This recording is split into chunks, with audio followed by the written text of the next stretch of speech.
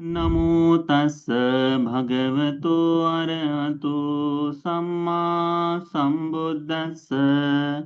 नमो तस् भगवतो अरहतो सम्मा सम्बुद्धस्स।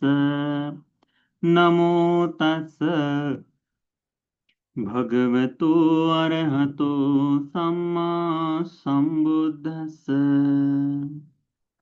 कल्याण मित्र पूजनीय गुरुवंत जी को मैं प्रणाम करता हूँ। साधु साधु साधु। श्रद्धावान उपासक उपासिकागण, आज हम लोग संयुक्त निकाय के प्रथम पुस्तक से देवपुत्र संयुक्त में से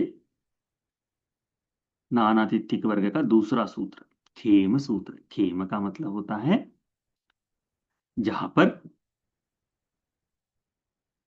हमारी सुरक्षा हो, है ना, सुरक्षित स्थान का सूत्र। यह सूत्र सावर्त निदान है। श्रावस्ती में भगवान बुद्ध भी जैतवन में विराजमान थे। उस समय खेम नाम के देवपुत्र के साथ भगवान की हुई यह बातचीत है। एकमंतं की दो को खेमो देवपुत्रो भगवंतो भगवतो संति के इमा गाथायो अभासी। खेम का मतलब सुरक्षा तो होता ही है ना, ये सुरक्षित स्थान। और खेम नाम के देवपुत्र, तो ये खेम नाम के देवपुत्र भगवान के पास आकर इन गाथाओं को कहते हैं। क्या कहते हैं? चरंती बाला दुमेधा अमितेनेव अत्तना करुंता पापकं कम्मं यंग होती कटुक फलम। क्या कहते हैं कि यह जो मनुष्य है, कौन? जो प्रज्ञा रहित है, मूर्ख आदमी क्या करता है? अपने जीवन को अपने आप का शत्रु बनकर जीवन जीता है। चरंती बाला दुमेधा, बाला का मतलब मूर्ख, ठीक है। तो यह मूर्ख आदमी अमित्तेनेवात्तना, अपना ही अमित्र होकर जीवन जीता है, अपना ही शत्रु बनकर जीवन। अमित्तेनेव यानी अपना शत्रु होना। तो अमित्तेनेव, तो वह मूर्ख आदमी अपना स्वयं का ही शत्रु है। क्या करता है वह करता है करोंता पाप कंकम, स्वयं पापी कर्म करता है। कैसा पापी कर्म करता है? यंग होती कटुफलम, कटुक फलम, जिसका विपाक कटु फलदायी होता है। अब ये उस तरह से देखिए कि मूर्ख आदमी जो अपने आप को जो छाया चाहता है, जो व्यक्ति उस छाया में रहना चाहता है, ऐसा आदमी कटीला पेड़ लगा दे, कांटों का पेड़ लगा दे। तो कांटों का क्या है? कांटों का पेड़ लगाने के बाद क्या होता है? समय समय पर उसके कांटे जमीन पर गिरते जाते हैं। और जो आदमी छाया के लिए उस पर उसके नीचे रहना चाहता है, क्या वो रुक पाएगा? नहीं। तो ये यही कहते हैं कि मूर्ख आदमी स्वयं का ही शत्रु बनकर जीवन जीता है। वह ऐसे पाप कर्मों को करता है जिसका फल कटुक है। फिर कहता है नतंग कामं कतंग साधु। ये कौन कह रहा है?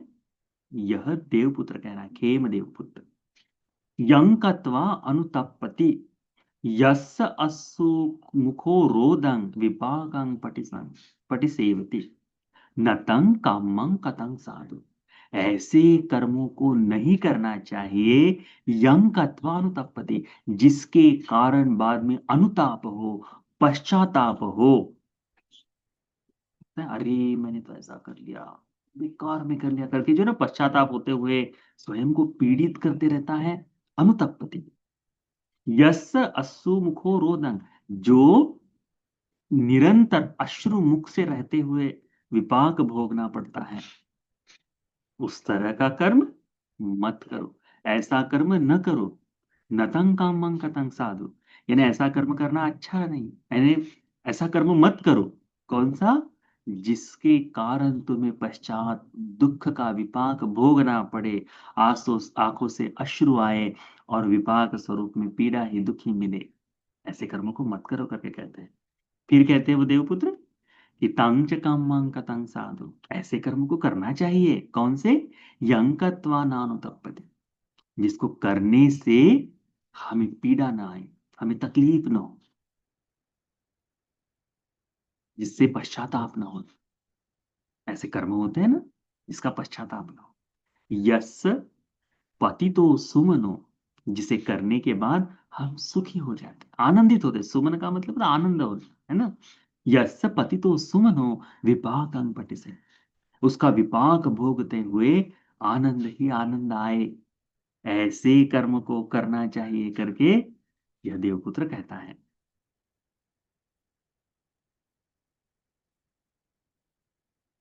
या फिर इन कर्मों को कर कर वो सुखपूर्वक उसका विपाक सुख से भोग सकता है करके। इस बात पर भगवान बुद्ध जी कहते हैं, यहां से भगवान कहते क्या कहते हैं, पटिकच्चेव तंकैरा यं जन्या हितमतनो न सा न साकटिक चिंताय मनता धीरो परक्कमे। भगवान कहते हैं कि ऐसा व्यक्ति जो अपना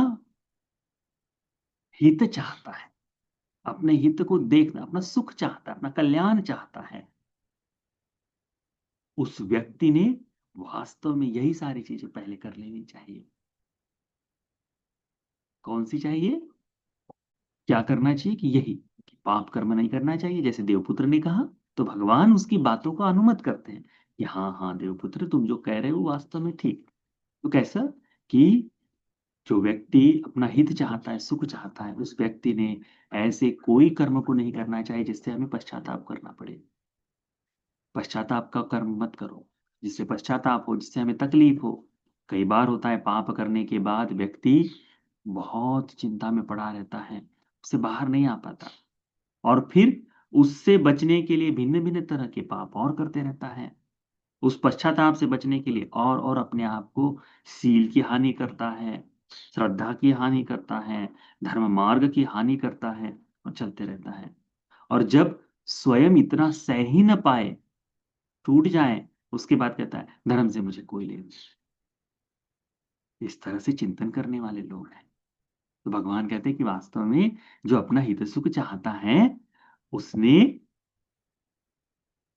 स्वयं वास्तव में धर्म का पालन करना चाहिए। उसने प्रज्ञावान रहते हुए, प्रज्ञा का इस्तेमाल करते हुए वैसा जीवन नहीं जीना चाहिए जैसा मूर्ख आदमी अपनी जो गाड़ियां हैं, यानी जो उसमें गाड़ी की उपमा रथ की उपमा दी है।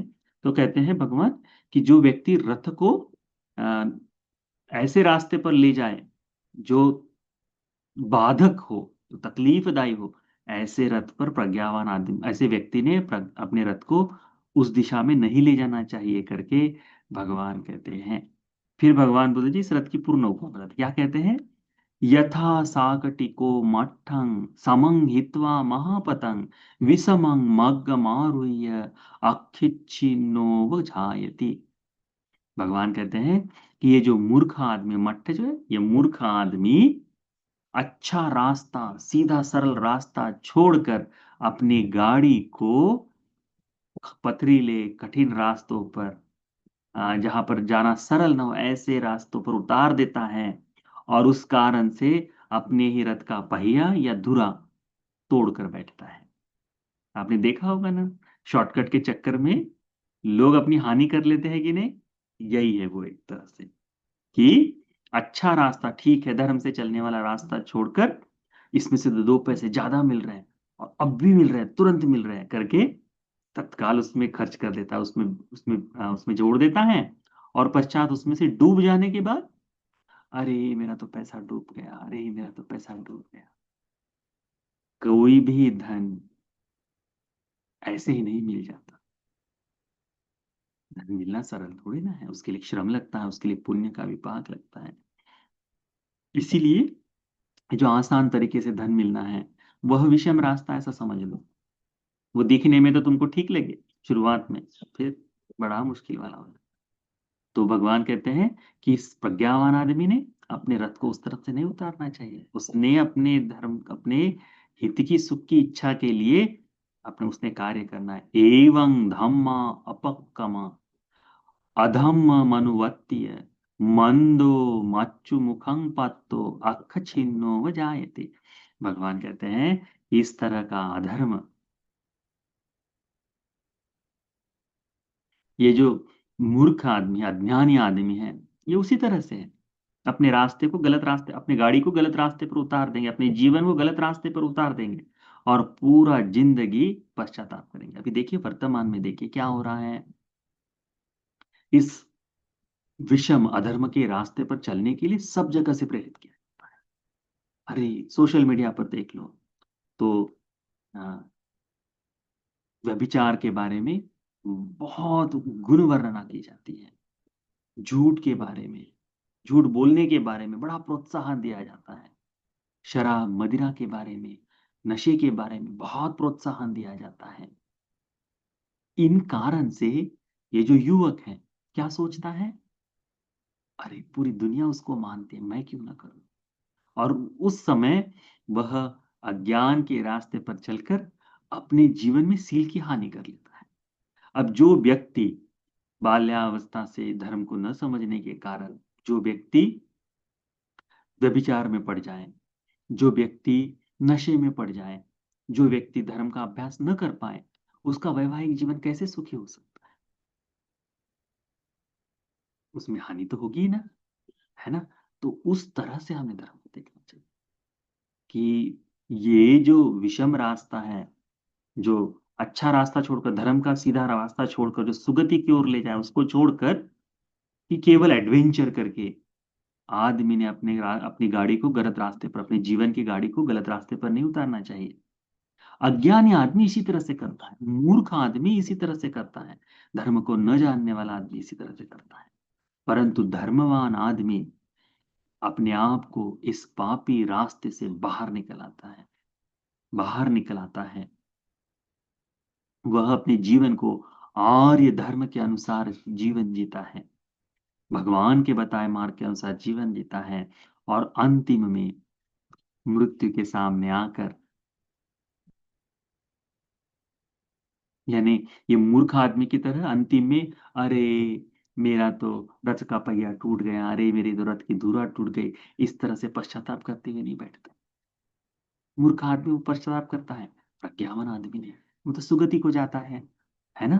तो उस तरह से ध्यान में रखना चाहिए। तो इस पूरे सूत्र में भगवान ने क्या बताया है, देवता की बात का अनुमत करते हुए ही उसी की बात को और सुंदर बताते हुए देवता कहते हैं कि, क्या कहते हैं कि मूर्ख आदमी अपना ही शत्रु होता है, अपने ही पैरों पर कुल्हाड़ी मारता है। वो पाप कर्म करता है जिसका फल दुख विपाक में है। वो कहता है, देवता कहते हैं, खेम नाम के देवता कहते हैं कि ऐसा कर्म नहीं करना चाहिए जिसका पश्चाताप करना पड़े। ऐसा कर्म करना है, ऐसा कर्म नहीं करना चाहिए जिसका पश्चाताप करना पड़े। आज करे और उसका विपाक दुख में भोगना पड़े। बल्कि ऐसा कर्म करना चाहिए जो सुख विपाक हो, जिसका पश्चाताप न हो। जब उसका विपाक मिलता है, जिसका पश्चाताप न हो, ऐसे कर्म का विपाक सुख मिलता है। तो सुखपूर्वक हो गए। तो भगवान कहते हैं कि हाँ निश्चित ही जो अपना हित सुख चाहता है, उसने उसी तरह से जीवन जीना चाहिए। उसने अपनी गाड़ी को मूर्ख व्यक्ति की तरह अमार्ग पर, कुमार्ग पर नहीं उतारना चाहिए। कुछ ऐसे मूर्ख आदमी हैं जो अपने रथ को अच्छा रास्ता छोड़कर गलत रास्ते पर लेकर आते हैं, और जब उसकी धुरा टूटती है, उसका चक्का टूट जाता है, तो फिर रोते रहते हैं, पश्चाताप करते हैं। तो भगवान कहते हैं ऐसे ऐसे अधर्मी लोग, जो ऐसे पापी लोग इसी तरह का कार्य करते हैं, मूर्खतापूर्ण कार्य करते हैं। जबकि प्रज्ञावान आदमी ऐसा नहीं करता। प्रज्ञावान आदमी अपनी गाड़ी को गलत रास्ते पर नहीं उतारता। इस कारण से जैसे मूर्ख आदमी अपनी गाड़ी का धुरा तोड़ कर बैठे, अपनी हानि कर कर बैठे और वो पश्चाताप में रोता रहे, ऐसा प्रज्ञावान व्यक्ति नहीं करता। तो इस सूत्र से हमने सीखना चाहिए कि अपने जीवन को सन्मार्ग पर लेकर आए। ऐसा कोई पाप कर्म न करे कि पश्चात में, बाद में उसके कारण दुख विपाक भोगना पड़े। बड़ी सरलता से पाप कर्म किया जा सकता है, परंतु वह दीर्घ काल के लिए अपने मन में बैठा रहता है। लोग रोते हैं, बिलखते हैं अपने पाप कर्मों को देखकर। कोई बूढ़ा आदमी आपको रोता हुआ दिखाई दे तो देखिएगा, उसके पुराने कर्मों का विपाक उनके सामने दिखाई देता है। वो है, इसीलिए किसी भी तरह का पाप कर्म न कर कर, मूर्ख आदमी की तरह व्यवहार न कर कर सद्धर्म पर अपने जीवन को लेकर आना चाहिए। तो यह पुण्य जो, ये जो सूत्र है, खेम सूत्र, हेम देवपुत्र की बात को हम अपने ध्यान रखना चाहिए। भगवान ने जो उसे अलंकारित किया उसे भी ध्यान में रखना चाहिए और अपने जीवन को कुमार्ग से हटाकर सन्मार्ग पर लेकर आना चाहिए। तो यह सूत्र का उपदेश आप सभी को, हम सभी को सन्मार्ग पर चलने के लिए, जिस कर्म से पश्चाताप हो ऐसे कर्म से बाहर आ जाने के लिए, धर्म की प्राप्ति के लिए उपकारी हो जाए। साधु साधु साधु।